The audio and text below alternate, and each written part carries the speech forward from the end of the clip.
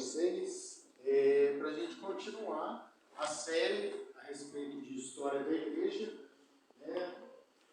Agora eu estou vindo 2 semanas seguidas. O ideal seria a gente revezar com uma pregação para não ficar tão cansativo assim, mas até para já é a penúltima aula, parar de cansar vocês falando da vida dos outros, né? A história é isso, falar da vida dos outros, mas é num bom sentido. Mas eu falei para o Danilo, meu filho está para nascer no começo do mês que vem, no fim desse mês, então a gente conseguir terminar logo, né? Porque depois vai ficar um pouco difícil. Então, para a gente dar uma acelerada. E até pedir para os irmãos também orar por esse nascimento, para que venha com saúde. No nosso primeiro filho houve alguns problemas no parto, isso gerou algumas sequelas, consequências. Então é algo que gera ansiedade nossa, viu, Marisa? Então os irmãos têm um tempo, lembrando também, orem por nós. Vamos começar com oração e a gente já inicia. Senhor, nós viemos diante de Ti nessa noite, Deus, que nós somos totalmente dependentes do Senhor, Deus. E como Davi estava naquele momento de desespero ali no deserto, muitas vezes nós nos encontramos assim também. Situações da nossa vida encurralados por sentimentos, encurralados por situações que não sabemos como sair delas, encurralados pelas consequências talvez do pecado, dos quais nós já nos arrependemos, mas ainda sofremos essas consequências. Que o Senhor esteja conosco, nos confortando também nesse dia, e através do que ouviremos aqui, através de homens que também passaram por situações difíceis, que o Senhor nos ensine, nos encoraje, Senhor, a continuarmos servindo a Ti, a não tomarmos um atalho, não abandonarmos o Senhor e ir atrás do mundo e atrás de caminhos mais fáceis e lícitos, mas que nós sejamos fiéis ao Senhor. Em nome de Jesus. Amém. Queridos, na última aula, então, aqui, hoje a gente vai falar da reforma na Inglaterra, inglesa, pietismo alemão, metodismo inglês, uns nomes meio diferentes, mas vocês vão entender. A última aula, então, a gente falou dos pré-reformadores. Vocês vão lembrar, a gente chama das estrelas da manhã da Reforma Protestante, aquelas pessoas que vieram pouco antes ali de Lutero, Calvino, Zwinglio, né? A gente falou de John Huss, Jerônimo Savonarola, Pedro Valdo, Wycliffe. A gente falou também da centralidade das Escrituras, né? Tanto nas traduções e interpretações corretas da Bíblia. A Reforma foi um movimento de trazer de volta a Bíblia na linguagem do povo. Vocês vão se lembrar que a Bíblia só existia em latim. Quem quisesse ler ela teria que aprender latim, somente os padres tinham acesso a esse tipo de conhecimento. Então, a religião ela estava escrava ali de uma língua que não era mais usada, e na mão dos padres apenas. E os reformadores foram pessoas que trouxeram de volta a Bíblia para a linguagem do povo. Lutero ele falava que a Bíblia é um livro tão simples que qualquer camponês deve conseguir ler e entender o que está escrito ali. Então, Lutero traduziu para o alemão, outros homens, os pré-reformadores, traduziram aqui para o inglês, para o franco. Então, foi um movimento da Bíblia novamente chegando ao povo. Tanto que Lutero fala que enquanto ele estava na sua casa bebendo e comendo com seu amigo Philip Melanchthon, a Bíblia fez tudo e destronou os poderes da Igreja Católica, né? Mostrando ali o poder realmente da palavra de Deus. Falamos dos reformadores, Lutero, Calvino e Zwinglio, da Contra-Reforma Católica também, do Concílio de Trento, que foi o momento ali em que os católicos tomaram atitudes para combater tudo aquilo que a Reforma vinha fazendo, e nisso também entrou o Brasil, eles enviando os jesuítas para cá, que colonizaram o Brasil, a Argentina, todo esse pedaço aqui da América do Sul, central, é um domínio católico, para onde vieram esses padres jesuítas até. Agora hoje a gente vai avançar um pouquinho, e a gente vai falar primeiro do puritanismo aqui, como eles surgiram, e é interessante que a gente já falou de reforma, e aqui é uma continuação da reforma. Então vocês têm ali primeiro Na Alemanha teve um reformador, Lutero, que trouxe a Bíblia para o povo, as igrejas foram transformadas. Na Suíça, primeiro com Calvino e depois com Zwinglio, né? Calvino em Genebra, Zwinglio em Zurique. Então foi um país também onde a reforma avançou bastante. Depois nós temos John Knox, na Escócia, e aí a gente chega, de repente, ali na Inglaterra, está um pouco atrás da caixa de som aqui, mas não tem um reformador de verdade. Vocês veem que esse homem aqui, ele parece pomposo demais para ser um padre ou um pastor, um reformador, alguém assim, né? Na verdade, esse aqui é Henrique VIII, o rei da Inglaterra. Então, na Inglaterra, a reforma é às avessas. Ali as coisas não aconteceram do jeito que deveria acontecer e, por isso, é algo à parte para nós falarmos. Foi onde surgiram realmente ali os puritanos. Então, a gente tem uma falsa reforma na Inglaterra de Henrique VIII. Ele era o rei dessa época. E o que aconteceu? Estava aqui na época da reforma. Esse homem ele queria divorciar da esposa dele, chamada Catarina de Aragão. E o Papa negou para ele esse divórcio. Falou, você não vai poder se divorciar dessa mulher.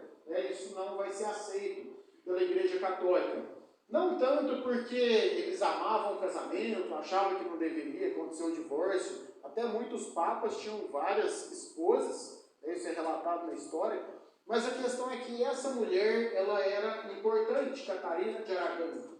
Ela era filha de 2 reis católicos, Fernão de Aragão e Isabel de Castela, que eram reis ali onde é Portugal, Espanha hoje, e esses 2 reis, eles eram o braço armado do Papa, então eles lutaram contra os muçulmanos pela Igreja Católica. Então, se o Papa autoriza um divórcio desse, ele está comprando briga aqui com 2 pessoas muito influentes.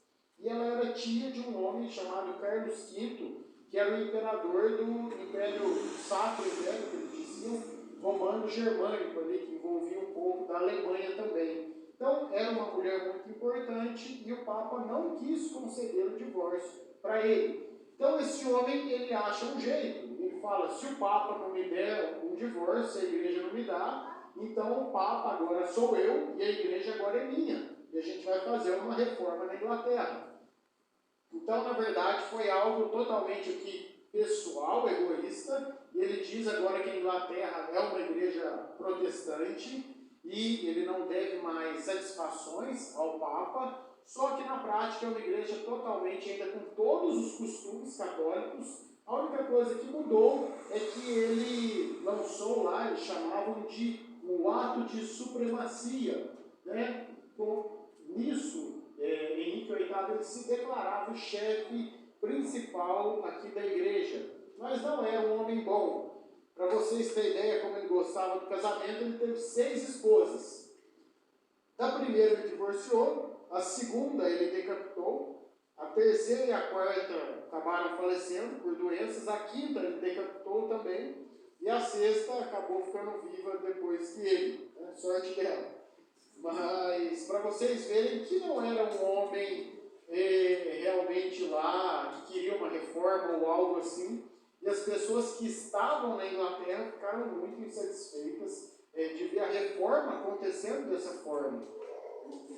Então a gente tem ali uma insatisfação dos cristãos ingleses, que são os futuros puritanos, por vários motivos. Primeiro, a reforma não está acontecendo no país deles. Então, eles ficam revoltados com isso. Os padres e os bispos eram vistos ainda como pessoas mais importantes do que realmente o povo comum, que é uma marca do catolicismo.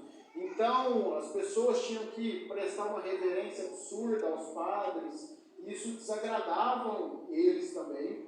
O uso de roupas ornamentadas era algo que os puritanos combatiam muito, porque era comum, né? O padre sempre se vestir de um jeito. E o problema não era só se vestir, mas é que aquilo representava uma pessoa superior, de outra classe, que tinha acesso a Deus de uma forma que as pessoas normais não tinham.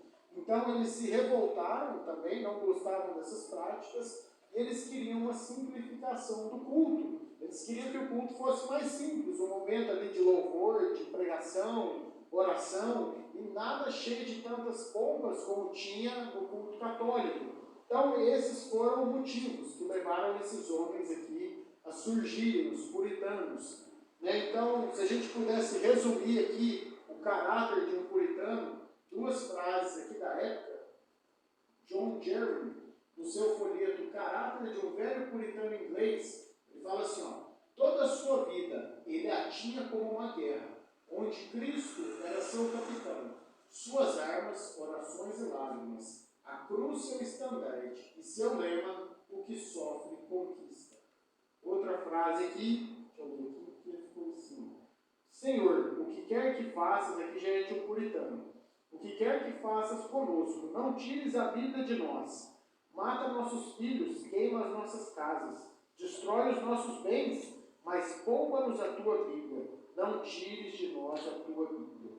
Então, irmãos, eram homens extremamente apegados aqui, era uma igreja informal dentro da Inglaterra, a gente pode dizer assim, fora da igreja anglicana, que é essa igreja estatal, que Henrique VIII fundou, mas homens extremamente apegados, que amavam a Deus, que amavam a Bíblia, e que queriam ver as coisas acontecendo de fato ali na Inglaterra. Durante todo o período, levou aqui décadas, até que a reforma fosse realmente implantada ali, houveram reis que eram mais favoráveis aos protestantes, de repente aparecia alguns que eram totalmente católicos, como Maria Sanguinária, que foi alguém que mandou matar um punhado de pastores protestantes nessa época. Então houve alternâncias aqui de bons e maus reis aqui nessa época, e isso gerou nessas pessoas que queriam a reforma duas reações, né, deles, que muitos de vocês já devem ter passado. Vocês que vieram de outras igrejas, quando a igreja está ruim e as coisas não vão bem, está vendo que o pastor não prega mais a Bíblia e as coisas vão mal, então logo vem aquele sentimento, não, eu vou ficar na igreja, eu vou ajudar a reerguer, eu vou ajudar a melhorar, vai dar certo. E alguns falam, olha, não tem jeito mesmo para essa igreja, ela se perdeu, não tem o que fazer, então eu vou sair, vou procurar outra, uma igreja que seja mais fiel. Muita gente já deve ter passado por isso. E com os puritanos não foi diferente também. Muitos deles não sabiam o que fazer. Eu fico na igreja da Inglaterra ou eu me desligo totalmente dela. Então, primeira posição aqui, a gente chama dos conformistas. Guarda esse nome, Thomas Cranmer, tem uma história dele. Ele era um conformista também. E os conformistas foram esses, que eles não queriam se desligar da igreja. E eles pensavam o seguinte, de uma forma ou de outra, eu não acredito nessas coisas católicas, mas eles ainda tinham uma liberdade para poder ensinar aquilo que eles criam. Então eles falavam, olha, é melhor isso do que ser um inimigo do Estado e de repente eu não poder ensinar mais a Bíblia. E alguns até pensavam que pode ser que amanhã ou depois morre esse rei, vem um rei novo e as coisas melhorem e ele seja mais favorável. Então houveram esses aqui puritanos, mas que foram homens conformistas, que continuaram na igreja da Inglaterra, não se desligaram dela. Por outro lado, teve aqueles não conformistas, que a gente chama. Então, pessoas que resistiram totalmente, se desligaram da igreja, se reuniam em outros grupos informais. Às vezes eles tinham uma certa liberdade, às vezes foram perseguidos e mortos, foram presos também, como é o caso do John Bunyan, que a gente vai falar. Mas eram pessoas assim, não se conformavam com aquilo e queriam uma reforma completa.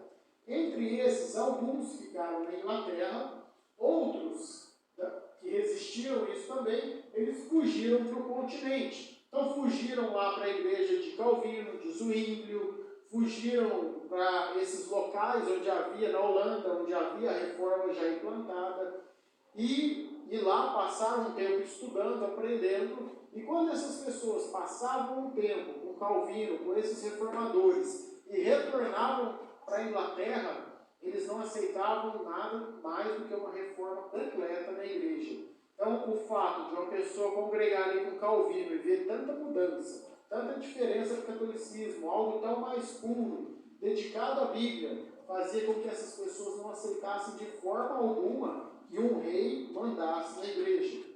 Então, pessoas fugiram para o continente e outros fugiram para os Estados Unidos, que a gente tem aqui esse navio, chama Mayflower. Então, o navio Mayflower partiu em 16 de setembro de 1620, de Plymouth, lá na Inglaterra, em direção à Nova Inglaterra, que eles chamam, mas é os Estados Unidos, a região de Boston hoje. Então, muitos realmente desistiram, viram que a igreja não poderia mudar, que a igreja anglicana não mudaria, e eles pegaram um navio, mais ou menos 150 pessoas aqui, e eles peregrinaram e foram para os Estados Unidos. Foi a colonização ali nos Estados Unidos, foi uma colônia puritana então. Fundaram ali a colônia de Plymouth. Então, aconteceu isso, pessoas se desligaram por fim aqui, totalmente da Inglaterra, e fundaram lá uma colônia puritana, em Boston. Eu falei para vocês desse homem aqui, Thomas Cranmer, tem um testemunho dele, numa das épocas em que havia maior perseguição religiosa, ele foi confrontado a negar todas as crenças dele e a concordar com os ensinos da igreja anglicana. Então, ele, com muito medo da morte ali, ele estava preso também, ele acabou cedendo e confessando algumas coisas, e depois ele se arrepende dessa confissão, e ele volta atrás e fala, tudo isso é mentira. Ele assina um papel por escrito, dizendo que negava as doutrinas puritanas, e aí a história é o seguinte dele. Por esse tempo, torturado pelo medo, solidão, miséria e angústia, Cranmer assinou um termo de retratação, em que dizia renunciar à fé bíblica e abraçar a doutrina papista. Pouco tempo depois, ele se arrependeu de sua decisão e voltou atrás, dizendo que não negaria sua fé, e então foi condenado à morte. No dia de sua execução, Cranmer dirigiu um sermão ao povo.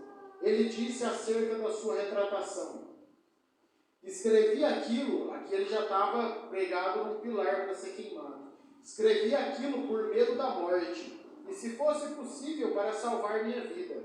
Ali escrevi muitas coisas falsas, e pelo fato de que a minha mão direita pecou ao escrever contra o meu coração, ela será a primeira a chegar ao fogo, a primeira a ser queimada. De fato, logo depois, quando amarraram uma estaca e colocaram fogo, ele estendeu a mão, pondo-a no meio das chamas, e ali segurou firmemente, dizendo, sua indigna mão direita.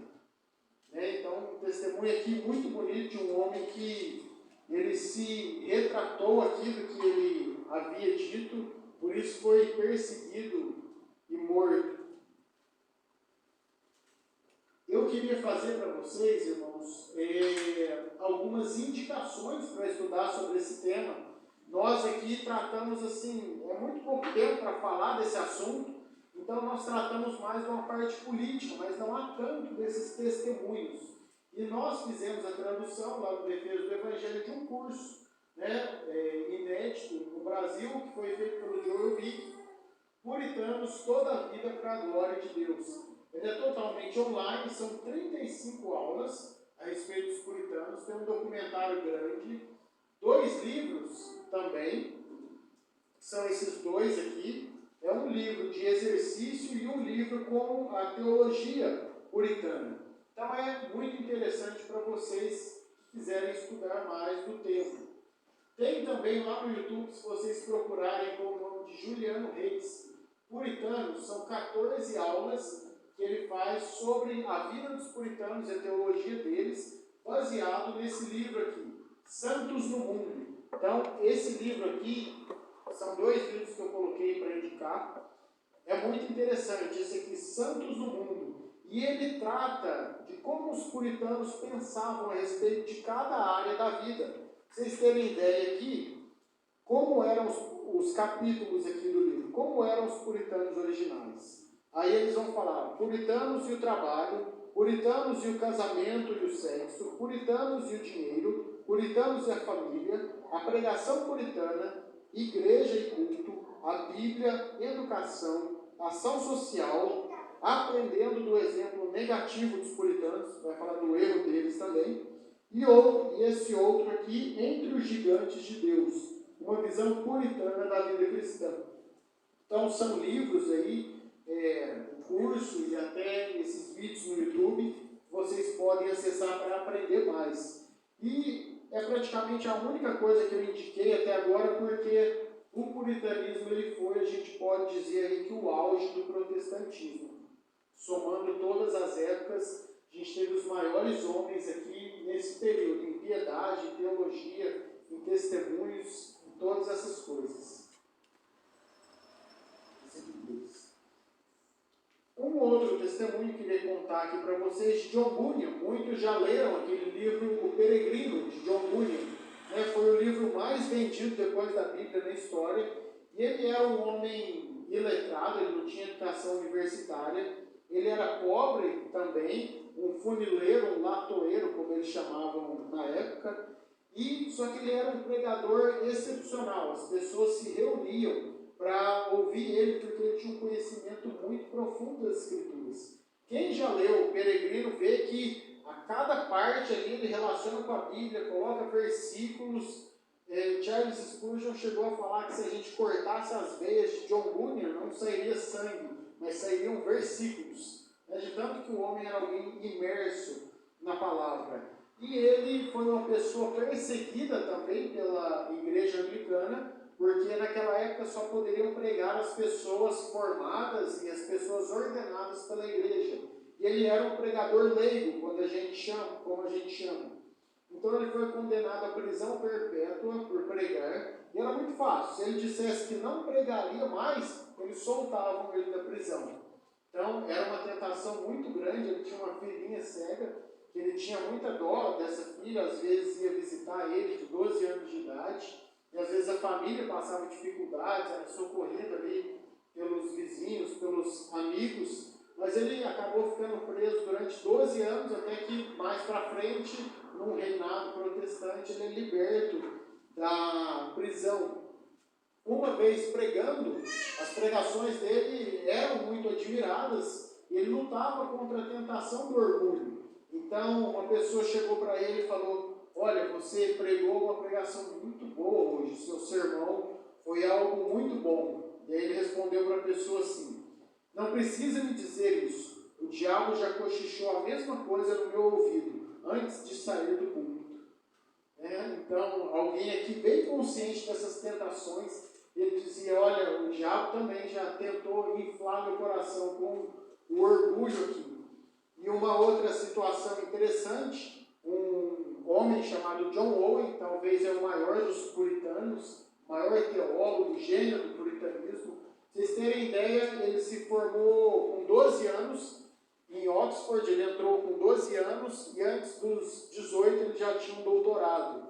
Dizem dele que ele dormia só 4 horas por dia para ele poder estudar bastante. Então ele foi um homem excepcional dentro do puritanismo. E ele foi capelão do rei, o rei protestante na época, durante muitos anos. E uma vez esse rei, ele estava falando com John Owen, e ele falou o seguinte para ele: olha, o que você acha de um funileiro, uma pessoa que não tem nem educação universitária, pregar? E aí foi interessante que John Owen, mesmo sendo um intelectual, ele falou assim para o rei: se eu pudesse possuir as habilidades do funileiro para pregar, e se agrada a sua majestade, alegremente eu renunciaria a todo o meu estudo. Então, quando a gente fala que os puritanos eram pessoas com o coração realmente aquecido, é isso, um homem aqui extremamente intelectual e reconhecendo que ele não podia pregar, como John Bunyan, por exemplo, pregava. Aí a gente vai pular aqui para a guerra civil que houve na Inglaterra dos puritanos contra a coroa. Esse é um assunto bem interessante, não é muito falado. Eu sei que vocês já ouviram muitas coisas dos puritanos lá na igreja, O Joel Bick já veio, pessoas, o Josafá Vasconcelos, deram cursos, tem esses vídeos na internet. Então eu resolvi trazer algumas coisas mais desconhecidas, principalmente da política, de como foi o desenvolvimento do puritanismo. Então, era aqui uma época, nessa época da Guerra Civil, em que eles estavam sendo extremamente perseguidos ali pela igreja, e o rei Carlos I, que eu coloquei aqui, ele resolveu impor sobre os escoceses a religião anglicana. A Escócia não estava totalmente ligada à Inglaterra aqui, e ele queria impor o anglicanismo sobre os escoceses. Então, o que ele faz? Ele declara uma guerra contra a Escócia para impor a religião, a força ali. Os escoceses não aceitam e eles resolvem travar uma guerra, sim, contra o rei. Só que o rei, ele fica sem dinheiro, ele está precisando de mais dinheiro para sustentar a guerra, ele precisa de mais pessoas. Mas a lei na Inglaterra não permitia que ele só fosse lá e convocasse as pessoas, ou que ele tirasse o dinheiro, confiscasse, aumentasse impostos. Não permitia. Para isso ele tinha que eleger um parlamento, como os deputados, vereadores, senadores. Então ele convoca a eleição de um parlamento para poder votar uma lei que autorizasse ele a ter mais dinheiro, então, e mais homens para a guerra.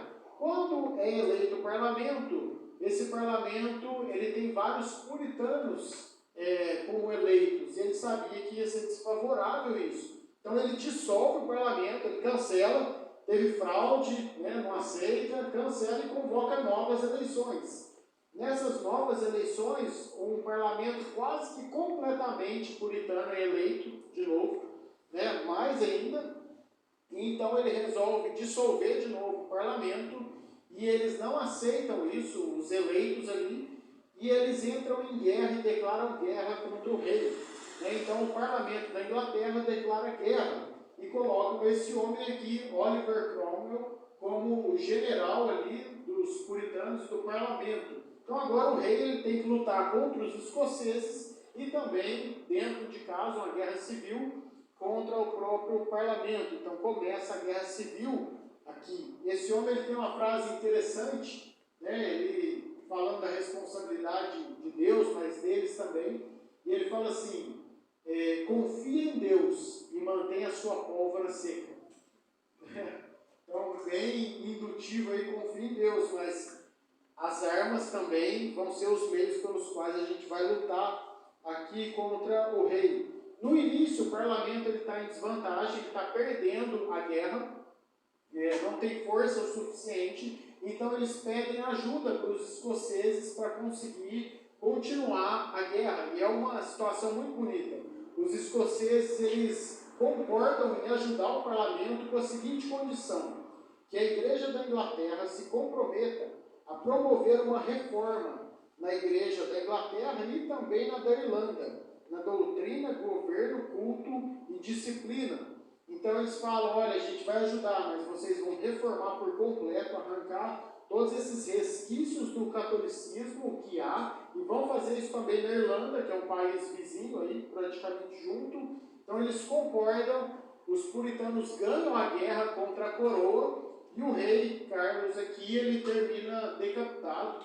Era uma época com ânimos bem aflorados ali, ele termina decapitado. E então Oliver Cromwell, ele tem um título de Lorde Protetor da Inglaterra. Ele não é um rei, mas o parlamento ainda continua, mas ele é alguém que é um protetor ali. O tempo passa, Oliver Cromwell morre e o seu filho já não tem tanto prestígio, tanto carisma assim para lidar com as pessoas, e depois a gente acaba tendo uma volta dos reis. Mas nunca mais seria algum rei que realmente fosse totalmente avesso ao protestantismo, assim. Eu não sei como exceção, que a gente vai falar daqui a pouco. O maior legado nessa época aqui, irmãos, do puritanismo é a Confissão de Fé de Westminster. Dizem aí que foram 120 dos melhores pastores e teólogos da Inglaterra. Eles se ajuntaram na abadia de Westminster, em Londres, se reuniram durante 5 anos e meio, em 1163 reuniões plenárias e centenas de outras comissões e subcomissões, e aqui eles escreveram a confissão de fé puritana, a confissão de fé da igreja agora. Então, durante todas essas reuniões, eles se reuniam, debatiam temas por tema, colocavam ali os pensamentos bíblicos. Todas essas pessoas se reuniam em orações, faziam jejuns de dias, às vezes faziam 4 horas antes do início de uma reunião, Então, um momento aqui muito bonito, e a preocupação deles era ser muito precisos biblicamente. Desde a época dos apóstolos, nunca teve uma confissão escrita como foi a confissão de fé de Westminster. A gente usa aqui a confissão de fé batista, tudo mais, mas ela é praticamente uma cópia dessa confissão de fé. Então, é algo praticamente assim, irretocável que nós tivemos ali. E então eles escrevem a confissão, enviam para o parlamento, e o parlamento ele devolve e fala: olha, a gente quer que vocês coloquem os textos bíblicos, que eles enviaram sem as citações bíblicas. Então eles colocaram lá em rodapé, se você vê na nossa confissão também, aos textos provas, que a gente chama. Então desses textos foi de onde nós tiramos as doutrinas aqui da Trindade, justificação, eleição e tudo mais. Então, há aqui uma preocupação em ser preciso doutrinariamente e na vida da igreja. Isso aqui, essa confissão foi o que guardou, por exemplo, a igreja presbiteriana, que foi a mais influente aqui no período, e também a congregacional, se tornarem como os luteranos. Se vocês verem, por exemplo, hoje o luteranismo ele tem pastores e pastoras como casais homossexuais, eles aceitam todo tipo de coisa, eles não aceitam a Bíblia como sendo propriamente a palavra de Deus, eles dizem que ela pode ter a palavra de Deus, mas que não é exatamente a palavra de Deus. Os metodistas também, eles se perderam um pouco depois ali de John Wesley, porque não eram pessoas firmes doutrinariamente. Isso aqui guardou uma confissão dessa, guardou realmente um desvio teológico, e é algo que nós colhemos frutos até hoje. Aqui uma frase de um puritano, Richard Baxter, e ele nem foi convidado para esse concílio aqui, mas olha o que ele disse: os teólogos aí congregados eram homens de grande erudição, piedade, capacidade ministerial e fidelidade. E segundo a informação de toda a história a esse respeito e de outras fontes de evidência, o mundo cristão nunca teve, desde os dias apostólicos, um sínodo de teólogos mais excelentes do que este, o sínodo de Dort. Outro aqui, outra assembleia igual eu nunca vi. E como se diz aqui, semelhante nunca houve na Inglaterra, nem é provável que venha a existir em qualquer parte. Então, foi algo que gravou muito ali no coração dessas pessoas. Esse homem aqui, o Richard Baxter, ele tem um livro famoso, Manual Pastoral de Discipulado, ou O Pastor Aprovado, que é chamado. Ele se John Owen foi o maior dos teólogos, esse homem aqui ele é o maior pastor puritano. Se você quer uma referência de alguém que era um pastor, é esse homem aqui. Ele pastoreou uma cidade, uma igreja em Kidderminster, no interior da Inglaterra. Tinha uma população de mais ou menos 2.000 adultos. Para vocês terem ideia, ele visitava sistematicamente todas as famílias da cidade, em torno de 7 ou 8 por dia, 2 vezes por semana.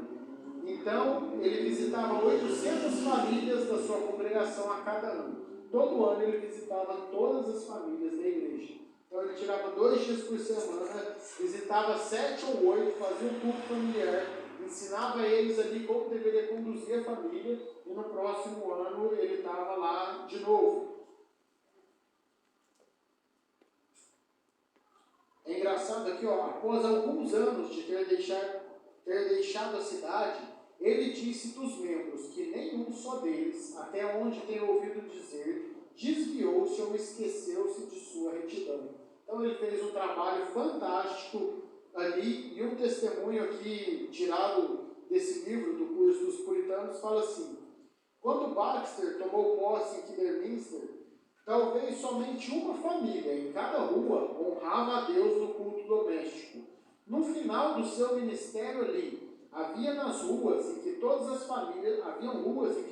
famílias faziam isso. Ele pode dizer que dos 600 convertidos que foram trazidos à fé sob a influência de sua pregação, não podia citar nenhum que se desviara para os caminhos do mundo.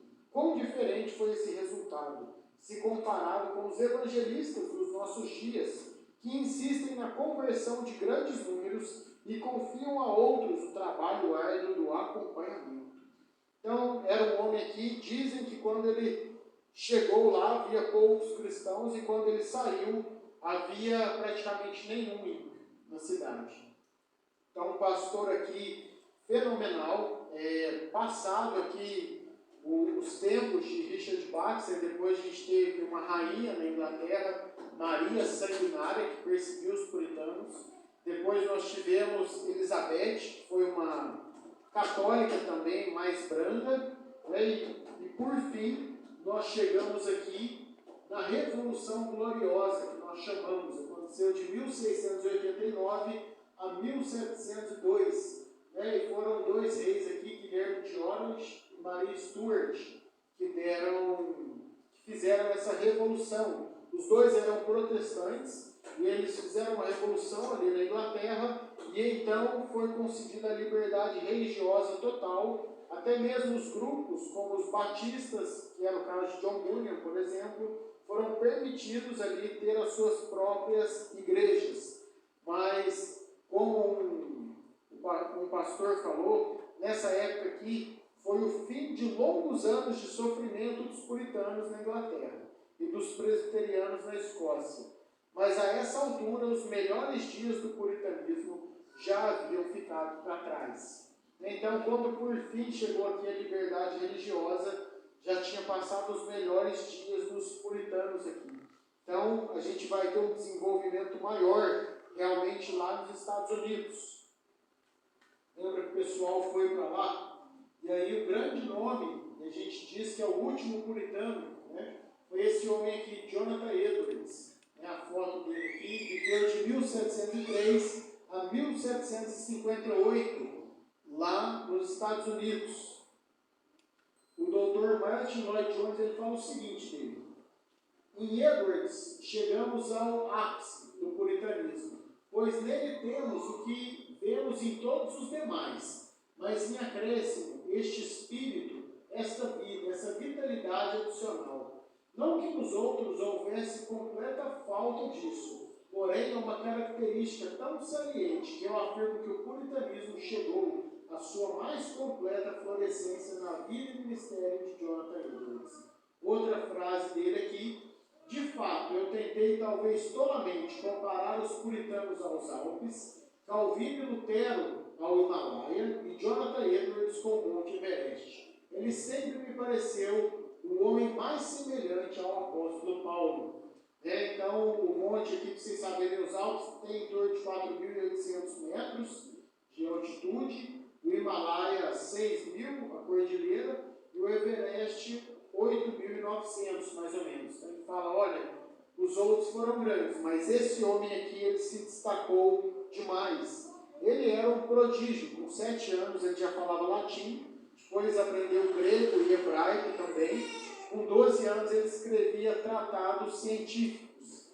Então, ele abandonou essa vida acadêmica para se tornar um pastor, como o avô dele era uma tradição na família, e ele pastoreou uma igreja em Northampton durante 23 anos. Então, lá ele pastoreou essas pessoas durante 23 anos, ele se tornou pastor aos 24, e ele se casou com uma mulher chamada Sarah Pierpont. Eles tiveram um casamento que foi um modelo. Um homem, que a gente vai falar daqui a pouco, George Whitefield, que foi um metodista junto com John Wesley, ele visitava algumas vezes Jonathan Edwards nos Estados Unidos, e ele falou o seguinte do casamento deles: nunca tinha visto um casal tão amável. A senhora Edwards é adornada com um espírito manso e tranquilo. Ela fala consistentemente das coisas de Deus, e pareceu-me que ela é uma companheira tão importante para o seu marido, que ela me fez renovar a esperança e a oração, que eu tenho nutrido por alguns meses diante de Deus, que ele se agrade de enviar-me uma filha de Abraão para ser minha esposa. Então influenciou ali o próprio homem ali, ver a vida dessa mulher. Jonathan Edwards, ele teve assim vários fatos na vida dele. O mais conhecido é uma pregação chamada Pecadores nas mãos de um Deus irado. Então, diz a história que ele ficou ali 3 dias e noites sem comer, em jejum, no seu quarto, e ele preparando um sermão e orando também. E quando ele saiu do seu quarto, ele foi direto para o culto e ele pregou esse sermão: pecadores nas mãos de um Deus irado. E ali ele dizia o seguinte: vocês estão aqui hoje, vocês são como uma aranha. Imagina uma aranha e ela está pendurada por uma única teia, bem fina, e embaixo dela tem brasas, muito fogo, e ela está ali pendurada, prestes a cair no fogo. Assim são os pecadores também, eles estão ali como essa aranha, sendo segurados por 2 dedos de Deus, a misericórdia dele. Mas se ele soltar, vocês caem vivos no inferno. E aquilo causou tanto impacto que as pessoas começaram a chorar na pregação, se seguravam ali nos pilares do templo, ali da igreja, acreditando que seriam julgados por Deus. E isso deu início a um grande avivamento ali na época dele nos Estados Unidos, através dessa pregação. Então houve ali o grande avivamento que nós chamamos nos Estados Unidos através de Jonathan Edwards. Só que nem tudo são flores, né? No ministério pastoral, né? Às vezes começa bem, mas logo aparecem os opositores, algumas coisas, e a igreja começou a cair um pouco de qualidade e começaram a nascer os filhos dos membros.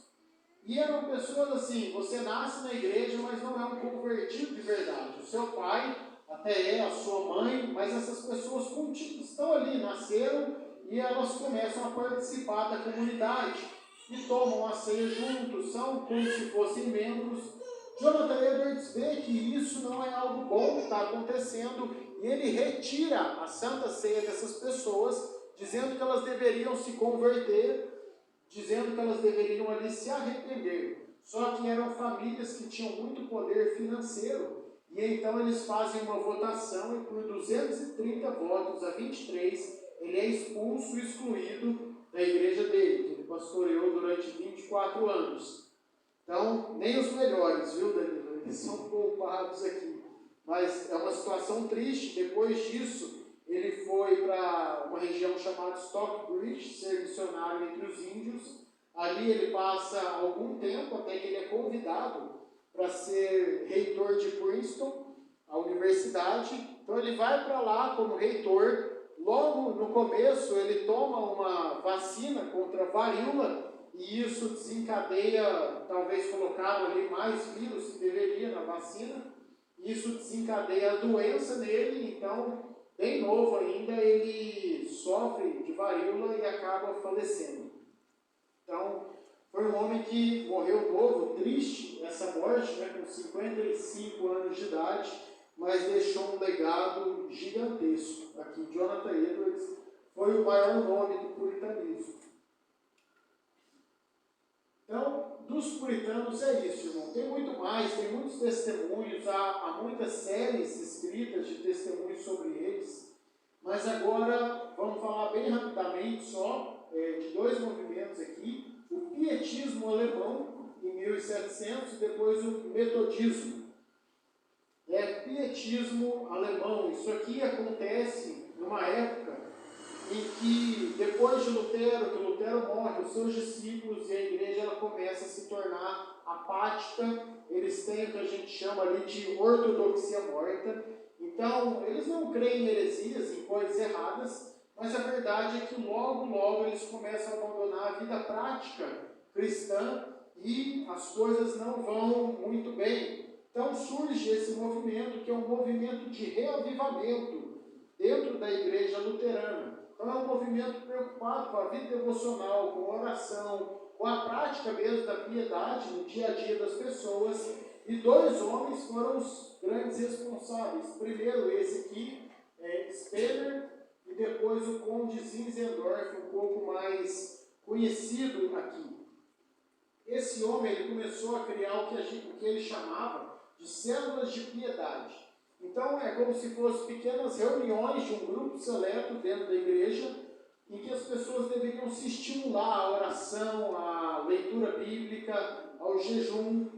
E aí ele fala o seguinte a respeito da época dele: se Lutero viesse aqui hoje, ele não reconheceria como seus discípulos muitos dos seus descendentes espirituais, querendo dizer que a igreja caiu aqui em completa mornidão espiritual. E aí, sobre essas células de piedade, ele fala assim: ó, que bem faria se bons amigos se reunissem aos domingos, em vez de segurar copos, cartas ou dados, compartilhassem um livro em que pudessem ler algo edificante para todos, ou repetir alguma coisa que tenham ouvido no sermão, e cada um se lembrar de algo que pudesse ajudar o outro nesse sentido, para que eles tenham algum benefício com a reunião.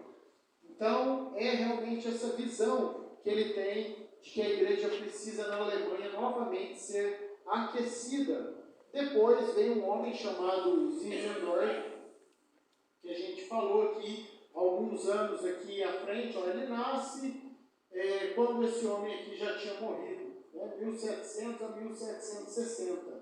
E ele é mais conhecido, desde criança ele era muito apegado a Deus. Ele foi matriculado num colégio pietista, né, por influência de Spener, pelos seus pais. E uma vez ele está fazendo uma viagem à Europa e ele vai no museu e ele vê um quadro ali de Cristo coroado de espinhos, com uma coroa de espinhos. E quando ele olha para o quadro, vem a seguinte mensagem no coração dele, como se Cristo estivesse dizendo: eu fiz tudo isso por ti, o que tu fazes por mim?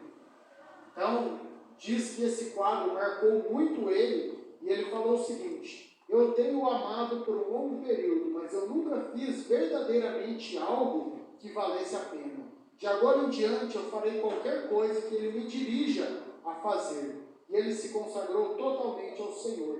Então, logo Deus aqui trouxe essa oportunidade para ele. Ele era um homem muito rico. Alguns falam que se na Bíblia tinha um jovem rico que rejeitou a Jesus, Zinzendorf foi o jovem que disse sim para Cristo, que aceitou, porque 300 pessoas chamadas de morávios, os irmãos morávios, uma comunidade, foi até a fazenda dele, e ele tinha uma herança enorme, era um homem de muitos bens, e ele acolhe todas essas 300 pessoas ali, e ele se torna o pastor dessas pessoas durante muitos anos. E a ênfase deles ali era em reuniões de oração e de estudo bíblico, e muita oração. Eles tiveram uma reunião lá, ininterrupta, de 24 horas por dia. Então uma pessoa começava a orar à 1 da tarde, parava às 2, vinha outra às 2, e eles faziam isso até de madrugada, 24 horas por dia, durante 100 anos. Então, uma reunião durou aí, ininterrupta, 100 anos, 24 horas por dia, nas terras aqui na igreja desse homem. Ele enviou mais ou menos 200 missionários e para todos os continentes. Tem uma história interessante de alguns morávios que o amor deles por missões e para que isso chegasse às pessoas era tão intenso que eles começaram a se preocupar com os escravos das galés. As galés eram aquele compartimento embaixo do navio onde as pessoas ficavam acorrentadas ao leme e eles tinham que remar o navio. Então não tinha como você não remasse. O navio afundasse, você estava acorrentado, você ia junto. E eles começaram a se preocupar: como que o evangelho vai chegar a essas pessoas? Eles são escravos, eles vivem dentro do navio, condições totalmente insalubres. Como o evangelho vai chegar a essas pessoas? Então, 2 morávios, eles se venderam como escravos, eles foram lá, venderam o próprio corpo ali como escravos, pegaram dinheiro para poder comprar uma passagem e se tornaram escravos somente para poder pregar Cristo. É o tipo de testemunho que envergonha bastante a gente quando a gente vê isso. Mas eram homens aqui de uma dedicação muito grande ao evangelismo e preocupados realmente. Trouxeram um avivamento aqui para a igreja alemã.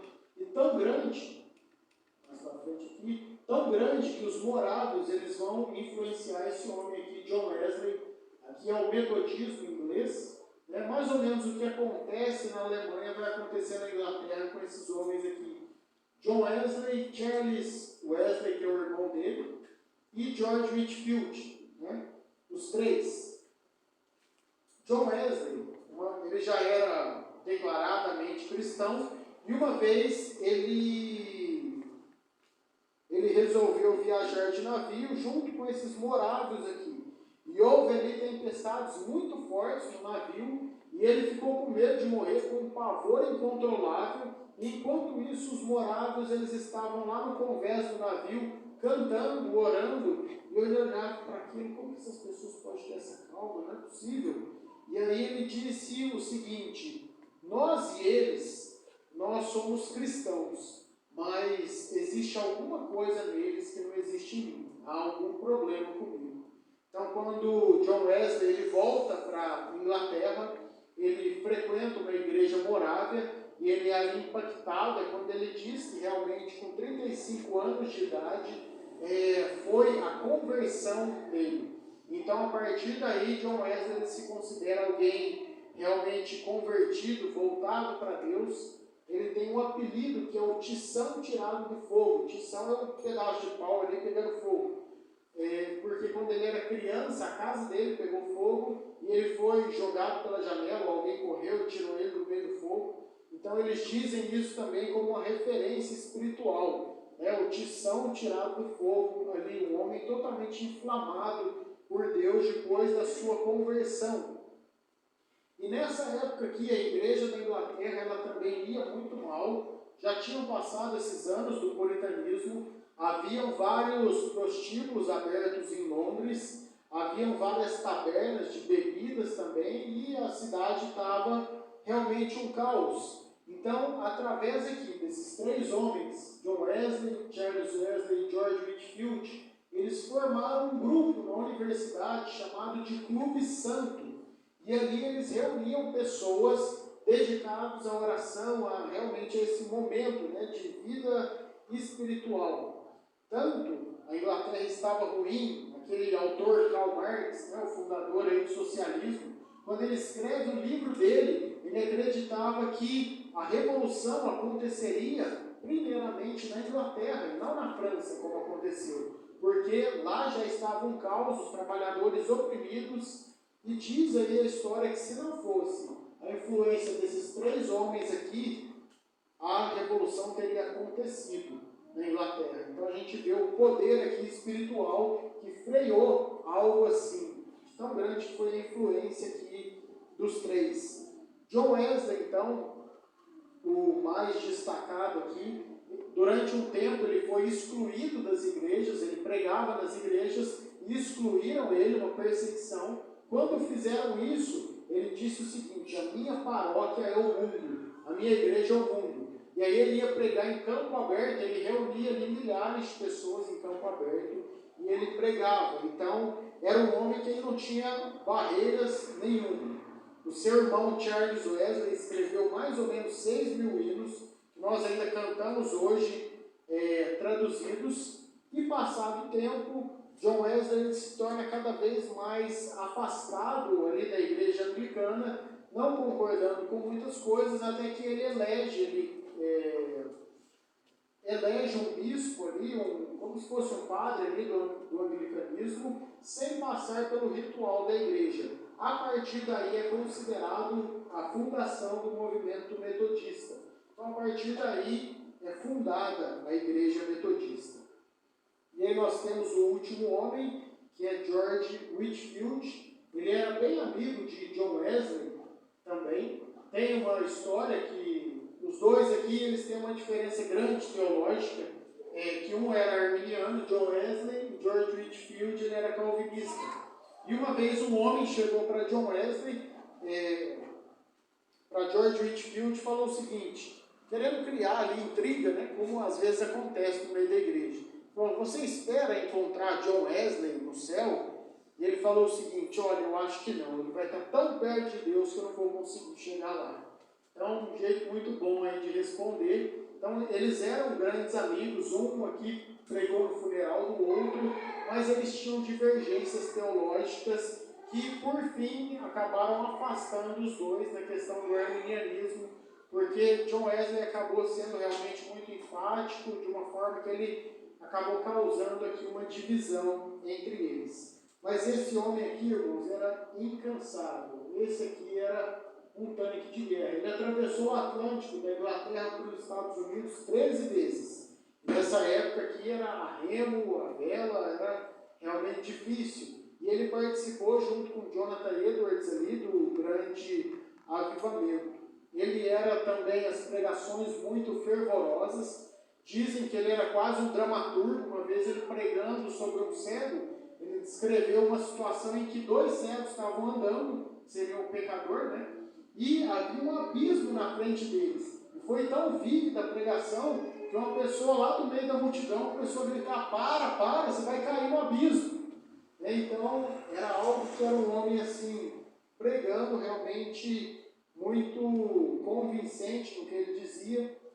Tem um filósofo famoso, David Hume, que uma vez ele foi visto, e ele era ateu, ele foi visto indo na pregação de George Whitefield na Inglaterra, e um homem parou ele e perguntou o seguinte: você crê no que ele prega? E ele respondeu: eu não, mas ele crê. Então ele quis dizer: olha, ele fala com tanta convicção que eu preciso ir lá ver esse homem, ainda que eu não creia nessa mensagem. E para encerrar aqui, uma citação de Charles Spurgeon a respeito dele fala o seguinte, no livro Lições aos Meus Alunos, ele fala assim: ouçam como Whitefield pregava, e nunca mais ousem ser letárgicos.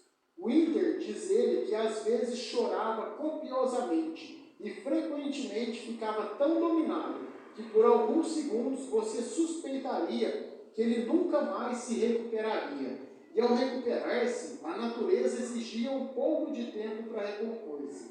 Mal sei se houve alguma ocasião em que ele foi até o fim do sermão sem chorar um pouco ou muito. Sua voz muitas vezes era interrompida por seus impulsos de afeto. Eu ouvi dizer uma vez no púlpito: vocês me censuram por chorar, mas como posso deixar de fazê-lo quando vocês não choram por si mesmos? Apesar de que as suas almas estão à beira da destruição, e algo me diz que vocês estão ouvindo um sermão pela última vez, e pode ser que nunca mais tenham a oportunidade de receber o oferecimento de Cristo. Então, era esse tipo de pregação aqui que ele fazia. Então, esse é um resumo aqui desses três movimentos. Puritanismo, gastamos um pouco mais de tempo, mas havia muito ainda mais para ser gasto. E algumas citação aqui. E algumas fotos aqui, que vocês conhecem. Esse é o pastor Gregorio. Não é puritano, mas ele está do lado aqui do túmulo de John Bunyan, em Bunyan Fields. Aqui é o local onde estão enterrados vários puritanos. E esse aqui, pastor Paulo, também estão do lado aqui do túmulo de John Bunyan. É uma estátua dele aqui, e há vários puritanos aqui nesse cemitério. Aqui é a capela de Westminster. O pastor tirou uma foto lá, foi o local onde o Dr. Martin Lloyd Jones foi pastor durante muitos anos, e ele é um homem importante, porque ele que trouxe, na época dele, 1900 e pouco, ele traduziu novamente, era um inglês arcaico, ele trouxe para a linguagem do povo os livros dos puritanos e trouxe de volta esse movimento. Então, o que a gente tem é fruto do trabalho do Dr. Martin Lloyd Jones. Aqui os dois estão na porta de uma igreja chamada Christ College, é um colégio, na verdade. E John Owen ele foi o reitor aqui desse local. Então, irmãos, é isso. Agora, na nossa próxima aula, a gente vai chegar já um pouco mais perto, falar de pentecostalismo e movimentos modernos. Então, vamos ficar de pé agora para a gente orar para encerrar. O Danilo vai orar.